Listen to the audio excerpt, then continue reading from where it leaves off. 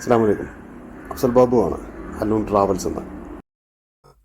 നാട്ടിലേക്ക് പോരുമ്പോൾ മക്കൾസിനോട് എന്താണ് വേണ്ടതെന്ന് വെച്ചാൽ കാര്യമായിട്ടുള്ള ഒരു ഓർഡറാണ് അൽബേക്ക്. അൽബേക്ക് പലപ്പോഴും കൊണ്ടുവന്നിട്ടുണ്ട്.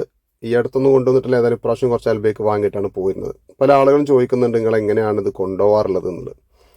അത് വാങ്ങിക്കഴിഞ്ഞാൽ അതുപോലെ തന്നെ പാക്ക് ചെയ്ത് കൊണ്ടുവന്ന് കഴിഞ്ഞാൽ ചിലപ്പോൾ ആ ഒരു വേപ്പർ അതിലേക്ക് തന്നെ വീണ് കഴിഞ്ഞ് അതിൻ്റെ ടേസ്റ്റ് നഷ്ടപ്പെടാൻ സാധ്യതയുണ്ട്. അപ്പോൾ നമ്മൾ വാങ്ങിക്കഴിഞ്ഞാൽ ജസ്റ്റ് ഒന്ന് ഓപ്പൺ ആക്കി വെക്കുക. കുറച്ച് നേരം ഒന്ന് ഓപ്പൺ ആക്കി വെച്ച് അതിൻ്റെ ആ ഒരു വേപ്പർ, ആ ഒരു നീരാവി പോകുന്നത് വരെ ഒന്ന് ഓപ്പൺ ആക്കി വെക്കുക.